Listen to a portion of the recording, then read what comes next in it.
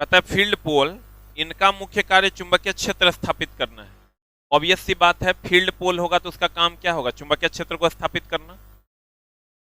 Field पोल मतलब यही ना, फील्ड पोल रे, इस पर ये ऐसे रहता है।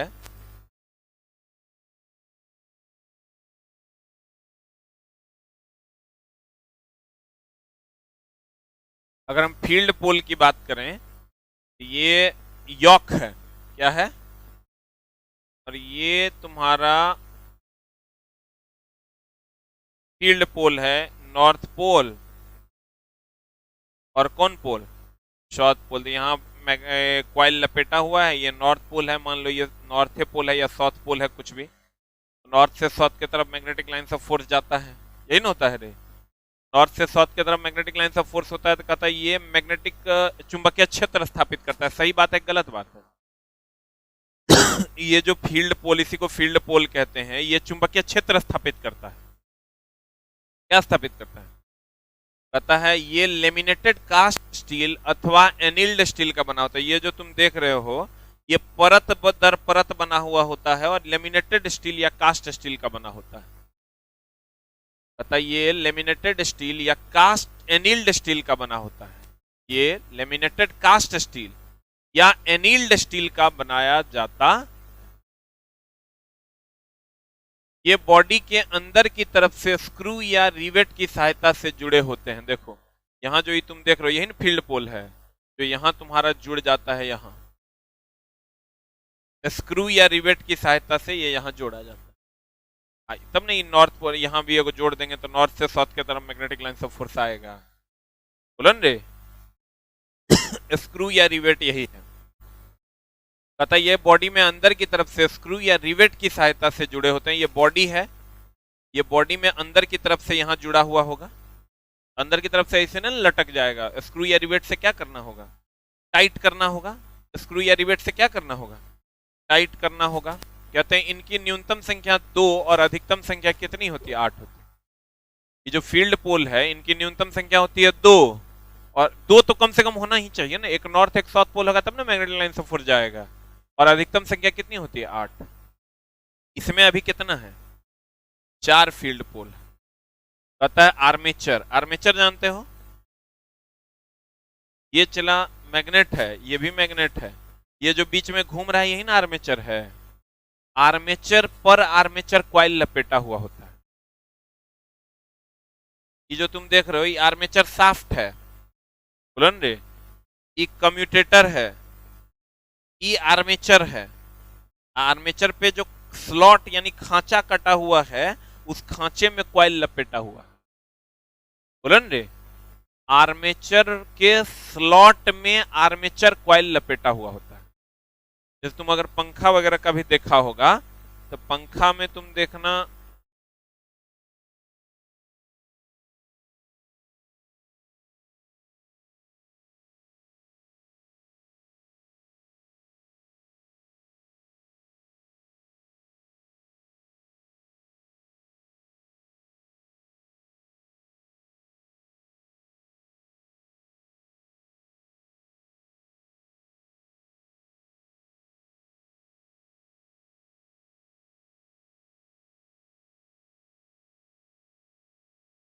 इस टाइप का स्लॉट कटा हुआ होता है। क्या कटा हुआ होता है? स्लॉट कटा हुआ होता है, और इसी स्लॉट पर जो है ना क्वाइल लपेट दिया जाता है। नहीं होता है रे, तो पंखा में देखे हो ऐसे ही ना, स्लॉट कटा हुआ होता है, हर स्लॉट पे क्या लपेटा हुआ था? क्वाइल। ई कंप्लीट आर्मेचर हो गया। इस पर जो क्वाइल लपेटा हुआ होता है उसे आर्मेचर क्वाइल कहते हैं। तो कहता है यह मोटर का घूमने वाला भाग है कि स्थिर रहने वाला भाग है? ये मेरे दोस्त आर्मेचर है, ये घूमता है कि स्थिर रहता है? कहता है ये मोटर का घूमने वाला भाग है, जो सिलिकॉन स्टील की पत्तियों को एक साथ जोड़कर, जो ये जो तुम देख रहे हो, ये बहुत सारी पत्तियों को जोड़कर बनाया जाता है। हम बोले भी थे जैसे ट्रांसफार्मर में पत्तियों को जोड़कर बनाया जाता है, वैसे ही इसमें भी बनाया जाता है। सिलिकॉन स्टील की पत्तियों को एक साथ जोड़कर बनाया जाता है, ताकि उनमें हिस्टेरेसिस क्षति या भंवर धारा क्षति कम हो कि ज्यादा हो। में हिस्टेरेसिस क्षति या भंवर धारा क्षति का मान जब भी लेमिनेशन करेंगे मतलब हिस्टेरेसिस क्षति और भंवर धारा क्षति का मान क्या होगा, कम होगा। कहता है इसमें आर्मेचर क्वाइल, इसमें मतलब किसमें, आर्मेचर में, इसमें मतलब किसमें, आर्मेचर में, इसमें आर्मेचर क्वाइल स्थापित, यानी आर्मेचर में आर्मेचर क्वाइल स्थापित करने के लिए क्या कटा हुआ होता है, स्लॉट कटा हुआ होता है। ये जितना तुम देख रहे हो ये सब खांचा कटा हुआ है जिसमें क्वाइल को क्या किया गया है, लपेट, स्लॉट कटे होते हैं। आर्मेचर में लैप वाइंडिंग में, ये तो बताए थे चला, लैप वाइंडिंग में समानांतर पथों की संख्या पोल की संख्या के बराबर है। वेव वाइंडिंग में समानांतर पथों की संख्या कितनी, 2। याद करो, लैप वाइंडिंग में समानांतर पथों की संख्या किसकी संख्या के बराबर, पोल की संख्या के बराबर, तथा वेव वाइंडिंग में कितना, 2। यही आर्मेचर है तुम्हारा। अब है कम्यूटेटर, कम्यूटेटर के बारे में ऑलरेडी हम तुमको पढ़ा चुके हैं। कम्यूटेटर यही ना है रे, ई क्या है, ये पूरा क्या है, आई आर्मेचर कॉइल ना, ये मेरे दोस्त कम्यूटेटर है। कम्यूटेटर के बारे में हम आपको पूरी जानकारी दे चुके हैं कि पहले कॉइल में यहां से जो हम करंट देते हैं तो करंट देते हैं तो यहां पर ये ब्रश होता है,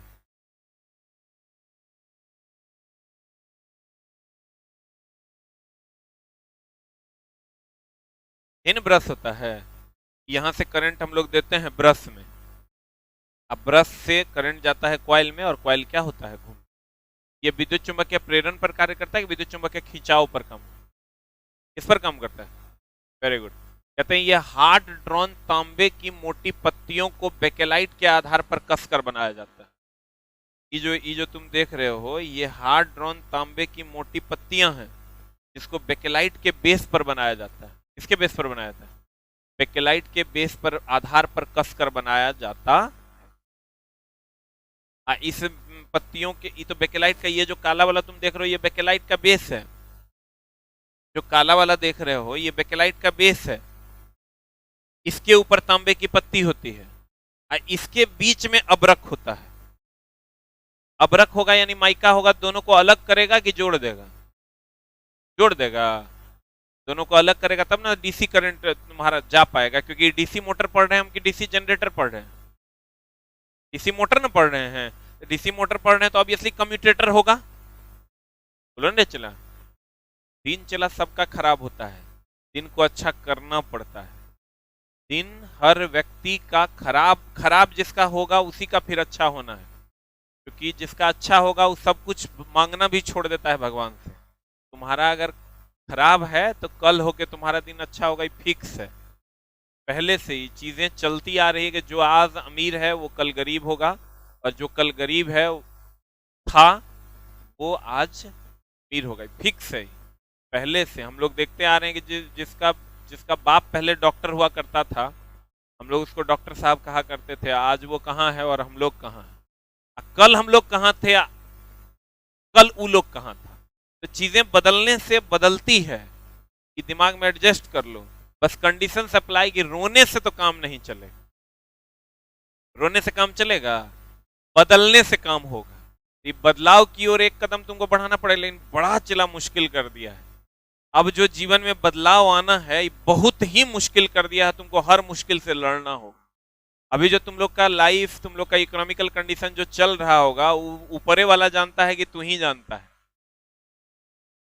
एक वही मालिक है या एक तू जानता हो। लेकिन मेरे दोस्त इस यहां अगर तू लड़ नहीं पाया ना फिर तेरी जीत संभव नहीं है। यहां तुमको लड़ना होगा, लड़ना होगा वो भी बड़ा पुरजोर तरीके से, एकदम ढाही मार देना होगा, तब तो हर काम होना है।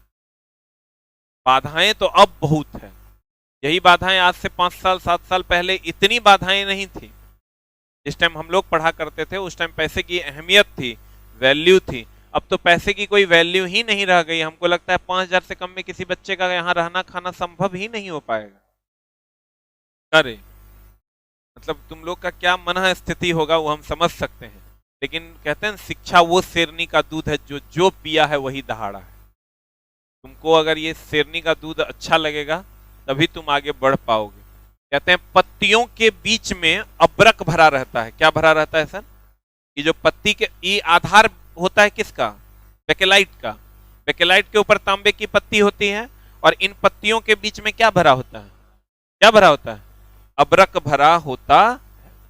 यह आर्मेचर के साथ शाफ्ट पर लगा होता है। सही बात है, देखो ये शाफ्ट है, ये आर्मेचर है, आर्मेचर के साथ लगा होता है और कहां पर होता है? कहां पर होता है? शाफ्ट। कम्यूटेटर को साफ करने के लिए किसका उपयोग करते हैं? कार्बन टेट्रा क्लोराइड का उपयोग करते हैं, CCl4। ये जो कम्यूटेटर तुम देख रहे हो, इसको साफ करने के लिए हम लोग किसका उपयोग करते हैं? CCl4। कम्यूटेटर इस बात की पुष्टि करता है कि यह एक डीसी मोटर है कि एसी मोटर है।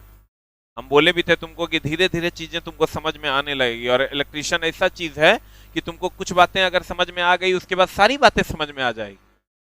अब कुछ बातें अगर नहीं समझ में आई तो फिर एक भी बात समझ में नहीं आएगी। हम तुमको बताओ, इससे पहले भी कम्यूटेटर पढ़ाए थे, अब 2 बार और पढ़ाएंगे कम्यूटेटर। ये लिखल है यहाँ, वही लिखल है वहां। हम कहेंगे भैया कम्यूटेटर, जब ये कम्यूटेटर लग गया मतलब वो एसी को किस में बदलता है? डीसी में। हम बोले जब भी ये कॉइल की बात करेंगे या जो भी हम देते हैं वो एसी सप्लाई होता है, और कम्यूटेटर का काम है सर परिवर्तन करना। जब ये कम्यूटेटर लग गया मतलब स्लिप रिंग है कि स्प्लिट रिंग है? स्लिप की स्प्लिट। ये जो सर कम्यूटेटर लगा हुआ है,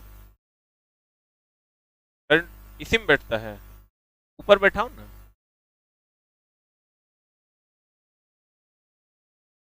ये ऐसा है, इसको कहते हैं हम लोग स्लिप रिंग। क्या कहते हैं इसको मेरे दोस्त? स्लिप रिंग कहते हैं। और सामान सब कुछ छोड़ा भी।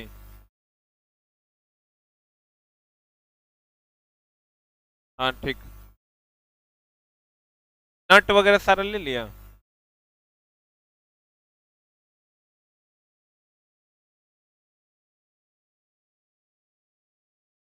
किताब है ये ना है रे, कुछ नहीं मंगवाए, नट सारा बाकी। सुनो ना, थोड़ा रुक के ही आओ, लेकिन सारा सामान मिला के आओ। और पैसा गुंजन को फोन करो, गुंजन भेज देगा।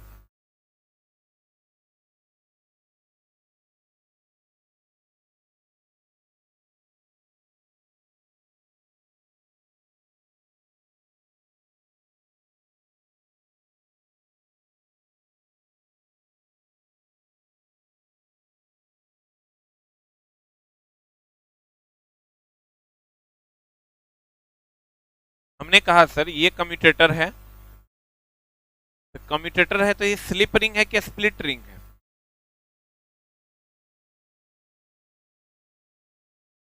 स्लिप रिंग का ही दूसरा नाम, हाँ दिल का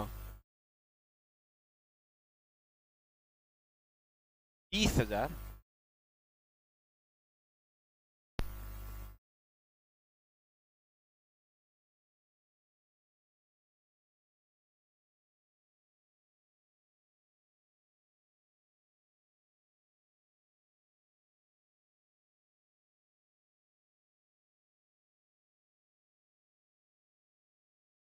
ठीक,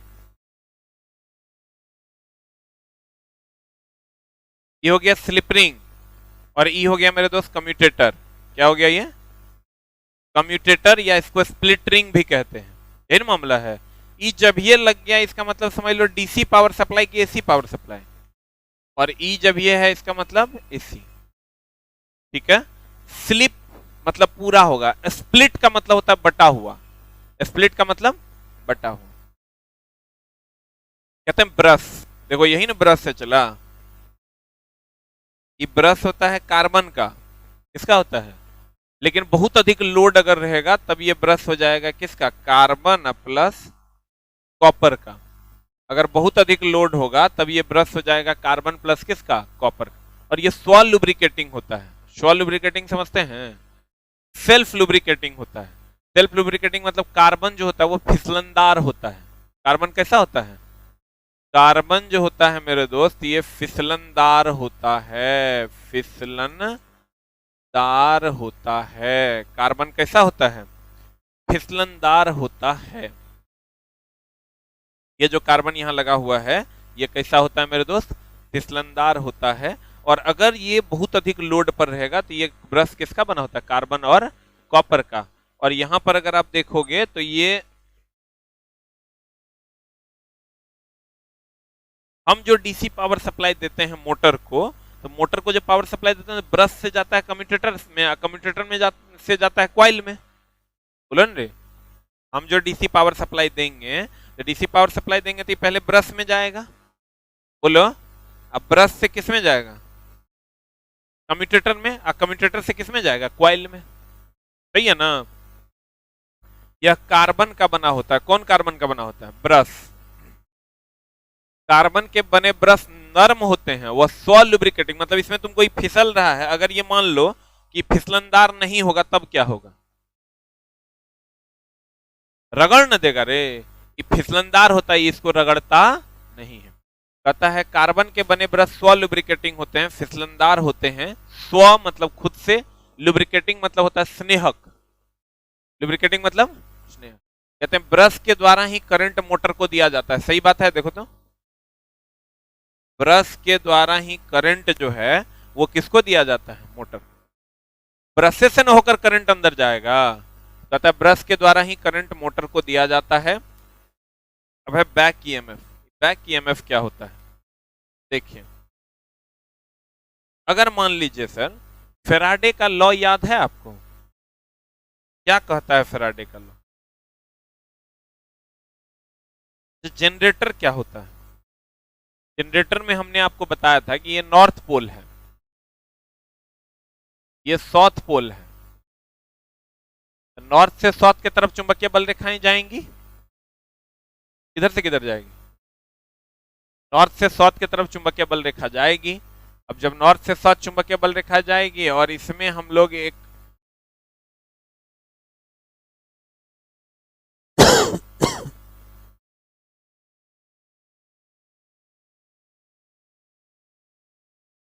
अगर ये कॉइल घूमेगा तो ईएमएफ जनरेट होगा। ये जनरेटर हुआ कि मोटर हुआ? हाँ, जनरेटर हुआ। क्यों जनरेटर हुआ? इसमें फ्लेमिंग का राइट हैंड रूल की लेफ्ट हैंड रूल? अगर ये मान लो नॉर्थ पोल है और ये साउथ पोल है, तो नॉर्थ से साउथ की तरफ चुंबकीय बल रेखा जाएंगी। किधर से किधर जाएगी? नॉर्थ से साउथ की तरफ जाएगी। तो ये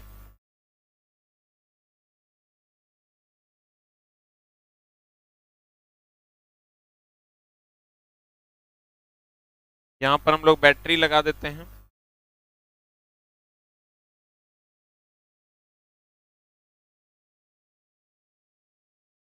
ये जनरेटर हुआ कि मोटर हुआ?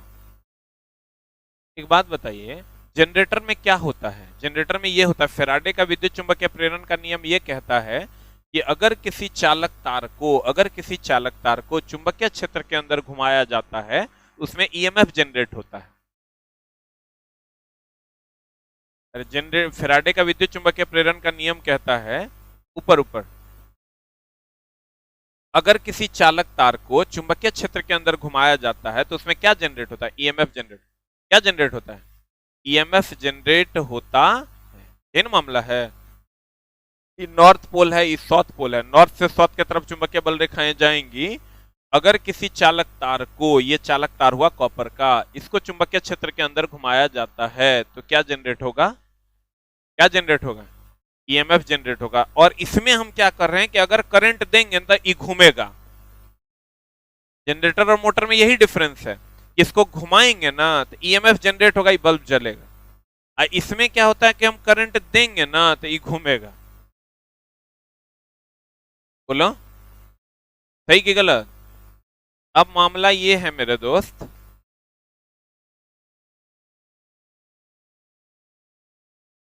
अल्टरनेटर एक प्रकार का एसी जनरेटर ही है। एसी जनरेटर को ही हम अल्टरनेटर कहते हैं। ये जो जनरेटर है, अगर ये एसी होगा तो इसी को हम अल्टरनेटर कहते हैं। अब देखो, मामला ये है कि अगर ये कॉइल घूमेगा तो ईएमएफ जनरेट होगा। तो मेरे दोस्त, अगर इस मोटर में हम करंट देते हैं तो ये घूमेगा ना रे। तो घूमेगा तो ये जस्ट लाइक जनरेटर भी तो काम करेगा, क्योंकि ये वाला रूल जो है वो तो यहां भी लागू होता है कि घूमेगा। घूमेगा तो फ्लक्स कटेगा। अब फ्लक्स कटेगा तो इसमें भी तो ईएमएफ जनरेट होगा। एक तो ईएमएफ हम यहां से दे रहे हैं, एक वो ईएमएफ इधर से जनरेट भी हो रहा है, बहुत कम जनरेट होगा लेकिन होगा। यही जो बैक में ईएमएफ फिर से जनरेट होता है, इसी को हम बैक ईएमएफ के नाम से जानते हैं। हाँ वही वही, वो तो जनरेटर हो गया, जनरेटर है वो। फिर से समझो, हमने कहा फेराडे का लॉ कहता है, चला इलेक्ट्रिशियन है, बहुत आराम से पढ़ने का चीज है। अगर हम लोग 4 साल में पढ़े, 4 साल में समझ में आया कि इलेक्ट्रिकल है क्या। पहले साल में तो चला फेराडे का लॉ हमको दूसरा साल में बुझाया था, मां कसम ये होता कैसे। बाद में एक दिन जब हम लोग सोचते थे कि ऐसा होता कैसे, तो बाद में टीचर बताया कि ये तो इमेजिनरी बातें हैं, ऐसा प्रूफ नहीं है, बस ऐसा माना जाता है। तब जाके लगा अच्छा हमको भी ऐसा मान लेना है कि अगर ये नॉर्थ पोल और ये साउथ पोल होगा और ये कॉइल घूमेगा तो इसमें ईएमएफ जनरेट, मान लेना है, मान लिए। अब अगर यहाँ पे ये करंट देते हैं तो ये घूमेगा, दो बातें तुमको मान लेनी है कि भैया ये घूमेगा ना तो एक से करंट जनरेट होगा। एक बात ये भी मान लेना है करंट देंगे तो ये घूमेगा, तो जब ये घूमेगा तो यहाँ तो एक बात हम माने थे कि घूमेगा तो ईएमएफ जनरेट होगा, ये भी तो घूम रहा था, इसमें भी तो ईएमएफ जनरेट होना चाहिए। यही एक तो ईएमएफ इधर से दे रहे हैं, एक उधर से जनरेट हो रहा है जो बहुत कम मात्रा में हो रहा है इसका, लेकिन हो तो रहा है, तो इसको हम बैक ईएमएफ कहते हैं, इसको विरोधी ईएमएफ कहते हैं। इसका विरोध करेगा वो, बोलन रे, इससे हमको फायदा होगा कि नुकसान होगा? इससे हमको नुकसान होगा। हम तो ये नहीं ना चाहते हैं कि इसमें करंट जनरेट हो, बोलन रे, इससे हमको क्या हो जाएगा? नुकसान हो जाएगा। ये विरोधी ईएमएफ है, ये बैक ईएमएफ है, इससे हमें नुकसान होता। क्लियर? कहते हैं विरोधी ईएमएफ। फैराडे के विद्युत चुंबकीय प्रेरण नियम के अनुसार मोटर के आर्मेचर में फील्ड पोल द्वारा स्थापित चुंबकीय फ्लक्स के कारण एक विभव बल पैदा होता है, जिसे प्रेरित विभव कहा जाता है, जिसे विरोधी ईएमएफ या बैक ईएमएफ कहते हैं। ये जो मोटर का ये जो कॉइल है, इसके द्वारा एक बैक ईएमएफ जनरेट किया जाता है, जिसको विरोधी ईएमएफ या बैक ईएमएफ के नाम से जानते। क्लियर? अब इसका एक फॉर्मूला होता है, इसे काउंटर, काउंटर मतलब चला विरोध की सपोर्ट, नहीं कहते काउंटर अटैक कर दिया। काउंटर अटैक कर दिया मतलब विरोध न कर दिया, बोलो रे, नहीं कहते काउंटर कर दिया मतलब सपोर्ट कर दिया उसको, कि उसका विरोध किया। कहते हैं इसे काउंटर विभव बल भी कहते हैं। कुछ नहीं है, चला ये जो कॉइल है, ये जो घूमेगा तो भैया इसमें भी एक तो इधर से हम करंट दिए हैं तो ये घूम रहा है, और चूंकि ये घूम रहा है इसलिए बैक ईएमएफ भी जनरेट होता है। बैक ईएमएफ विरोध करेगा कि सपोर्ट करेगा? कहता है बैक ईएमएफ एक तो जो हम दे रहे हैं वो हुआ आरोपित ईएमएफ, जो हम आरोपित कर रहे हैं, जो हम दे रहे हैं, और जो उधर से जनरेट हो रहा है उसको हम क्या कहेंगे? बैक, विरोधी, काउंटर। बोलन रे, कहते हैं बैक ईएमएफ आरोपित विभव बल का विरोध करेगा कि सपोर्ट करेगा? जो हम आरोपित विभव बल इसको दे रहे हैं, बैक ईएमएफ जो उधर से जनरेट हो रहा है उसका सपोर्ट करेगा कि विरोध करेगा? अब कहता है बैक ईएमएफ, अब बैक ईएमएफ हो गया तो ये एज ए जनरेटर हो गया कि एज ए मोटर हो गया? बैक ईएमएफ जो जनरेट ना हुआ रे, जनरेटर हुआ कि मोटर हुआ? क्या हुआ? अगर मोटर है तो फ्लेमिंग का लेफ्ट हैंड रूल, अब back EMF as a generator ने जनरेट किया, उसमें फ्लेमिंग का कौन हैंड रूल? Right hand. तो कहेगा बैक ईएमएफ की दिशा ज्ञात करने के लिए फ्लेमिंग का लेफ्ट हैंड रूल की right hand rule? Right hand rule का प्रयोग किया जाता है। बैक ईएमएफ की दिशा ज्ञात करने के लिए फ्लेमिंग के दायां यानी राइट हैंड रूल का प्रयोग किया जाता है। बैक ईएमएफ का मान सदैव, अब बताओ, जो आरोपित होगा वो ज्यादा होगा कि जो बैक आ रहा है वो ज्यादा होगा?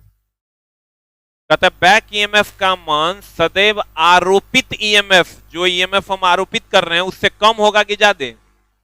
क्या होगा? कम होगा। इसे ईबी से सूचित किया था। ईबी बोले तो बैक ईएमएफ, और इसका फॉर्मूला है डीसी मोटर में बैक। एक बात बताओ, अगर ये मोटर घूमेगा, अगर ये मोटर घूमेगा तो इसमें बैक ईएमएफ जनरेट होगा कि नहीं होगा? अगर नहीं हो रहा है मतलब नहीं घूम रहा है, क्योंकि अगर घूमेगा तो ये फ्लक्स को काटेगा, अब फ्लक्स को काटेगा तो ईएमएफ जनरेट होगा, बोले मैं नहीं करेगा। अगर नए जनरेट हो रहा है कर मतलब नए घूम रहा है,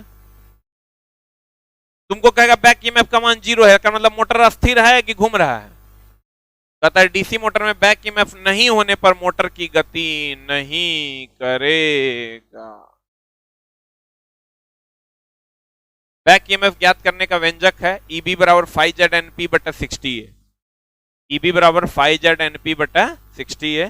फाई क्या है? प्रति पोल चुंबकीय फ्लक्स है। जेड आर्मेचर चालकों की संख्या है। एन आर्मेचर में घूर्णन गति है आरपीएम में। पी पोल्स की संख्या है और ए आर्मेचर वाइंडिंग में समानांतर पथों की क्या है? संख्या। अब बताओ समानांतर पथों की संख्या का व्युत्क्रमानुपाती है कि समानुपाती है?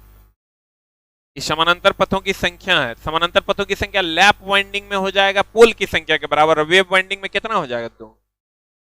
अगर लैप वाइंडिंग होगा तब किसके संख्या के बराबर? पोल की संख्या के बराबर। अब वेव वाइंडिंग में कितना हो जाएगा? 2। समानांतर पथों की संख्या का व्युत्क्रमानुपाती है कि समानुपाती है? व्युत्क्रमानुपाती ना है रे। ये भी पॉइंट तुमको आगे मिलेगा। बैक ईएमएफ की अवधारणा आधारित होती है किसके नियम से? लेंज का नियम। लेंज का नियम क्या कहता था? विद्युत धारा उस कारण का विरोध करेगा, काउंटर करेगा जिससे वह क्या हुआ है? उत्पन्न हुआ। लेंज का नियम कहता है विद्युत धारा उस कारण का विरोध करता है जिससे वह क्या हुआ है? उत्पन्न हुआ। अभी चला तुम लोग को जब पढ़ाते हैं ना तब समझने में बड़ा दिक्कत होता है, और उसी को जब तुम रिवाइज करोगे तो समझना बहुत आसान होता है। हेलो कहते हैं बहुत अच्छा हो कि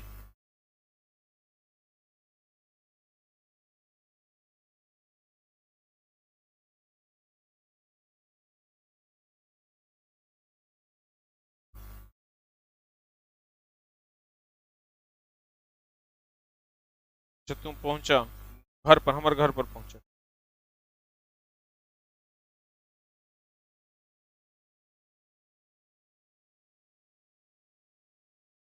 बैक ईएमएफ की अवधारणा आधारित होती है किसके नियम पर? लेंज का। क्योंकि लेंज का नियम कहता है विद्युत धारा उस कारण का विरोध करता है जिससे वह क्या होता है? उत्पन्न होता है। मोटर के स्टार्टिंग के समय उच्च धारा, कोई भी मोटर अगर स्टार्ट करोगे ना तो बहुत ज्यादा धारा लेता है। जैसे देखो यही पंखा तुमको स्टार्ट करना है ना तो शुरू में तुमको धक्का देना पड़ेगा, एक बार चलने लगा तो फिर बहुत कम बल लगाना पड़ता है कि ज्यादा बल लगाना पड़ता है? कहता मोटर स्टार्टिंग के समय उच्च धारा लेता है क्योंकि उस समय बैक ईएमएफ का मान लगभग क्या होता है? 0। लगभग 0 होता है, एग्जैक्ट 0 नहीं होता। जिस समय मोटर मान लो स्टार्ट हो रहा है, स्टार्ट होता है पहले चलेगा, फ्लक्स को काटेगा, तब ना बैक ईएमएफ जनरेट होगा। और जिस टाइम स्टार्ट होना शुरू हुआ है उस टाइम बैक ईएमएफ का मान लगभग 0 होगा कि 0 होगा? क्योंकि थोड़ा बहुत ही जनरेट होगा लेकिन होगा। लगभग 0 कब होगा? जब मोटर रुका हुआ होगा कि चल रहा होगा?